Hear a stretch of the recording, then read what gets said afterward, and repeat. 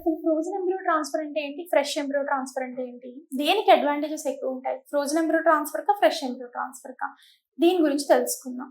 Generally fresh embryo transfer కన్నా frozen embryo ట్రాన్స్‌ఫర్‌కి కంపారిటివ్‌లీ కొంచెం సక్సెస్ రేట్ అనేది ఎక్కువుంటుందండి. కానీ కొంతమందికి మనం ఫ్రెష్ ఎంబ్రియో ట్రాన్స్‌ఫర్ కూడా చేస్తాం. సో, ఏ కండిషన్‌లో మేము ఫ్రెష్ ఎంబ్రియో ట్రాన్స్‌ఫర్ అనేది పేషెంట్‌కి చేయగలము అంటే, ఫ్రెష్ ఎంబ్రియో ట్రాన్స్‌ఫర్ చేయడం ద్వారా మనకి ప్రెగ్నెన్సీ రావడానికి ఏమీ ప్రాబ్లమ్ లేదు అంటే, ఫ్రెష్ ఎంబ్రియో ట్రాన్స్‌ఫర్ చేసుకోవడం ద్వారా ప్రాబ్లమ్స్ ఏమీ రావు. ఫర్ ఎగ్జాంపుల్ తక్కువ ఎగ్స్ రిట్రీవ్ అయిన పేషెంట్‌కి, తక్కువే బేబీస్ ఏర్పడిన పేషెంట్‌కి హార్మోనల్ ఇంబాలెన్స్ అనేది తక్కువ ఉంటుందన్నమాట. సో, హార్మోనల్ ఇంబాలెన్స్ తక్కువ ఉన్నప్పుడు ఫ్రెష్ ఎంబ్రియో ట్రాన్స్‌ఫర్ చేసిన పేషెంట్‌కి ప్రెగ్నెన్సీ వచ్చే అవకాశం ఏమి డిఫరెన్స్ ఉండదు. So, we can go for transfer. అదే ఇంకో పేషెంట్‌కి ఎవరికైతే ఎక్కువ నెంబర్ ఆఫ్ ఎగ్స్ వస్తాయో, ఎక్కువ హార్మోనల్ ఇంబాలెన్స్ ఉంటుందో, ఓవరీస్ అనేవి పెద్ద పెద్దగా ఉంటాయో, ఈ కండిషన్‌లో ఏంటి అంటే ఓవేరియన్ హైపర్ స్టిమ్యులేషన్ సిండ్రోమ్ అనేది మనం ఐవీఎఫ్ చేసిన పేషెంట్‌లో గమనించడం అనేది జరుగుతుందన్నమాట.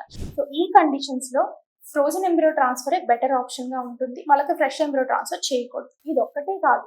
ఫ్రెష్ ఎంబ్రియో ట్రాన్స్‌ఫర్ కన్నా ఫ్రోజన్ ఎంబ్రియో ట్రాన్స్‌ఫర్‌కి చాలా అడ్వాంటేజెస్ ఉంటాయి. ఎందుకంటే ఎక్స్‌ట్రా ఎంబ్రియోస్ ఉంటే మనం ప్రిజర్వ్ చేసుకుంటే, ఒకవేళ మనకి ఫస్ట్ ఎంబ్రియో ట్రాన్స్‌ఫర్‌లో ఫెయిల్ అయినట్టయితే, ఈ ప్రిజర్వ్ అయిన embryos second or third embryo ట్రాన్స్‌ఫర్స్‌లో యూజ్ చేసుకోవడం అనేది జరుగుతుందన్నమాట. సెకండ్ ఏంటి, హార్మోనల్ ఇంబాలెన్సెస్ ఉన్న ఆ బ్యాలెన్సెస్ అన్నిటిని అబ్నార్మాలిటీస్‌ని కరెక్ట్ చేసుకున్న తర్వాత ఫ్రోజన్ ఎంబ్రియో ట్రాన్స్‌ఫర్ అనేది చేసుకుంటే సక్సెస్ రేట్స్ ఎక్కువ ఉంటాయి.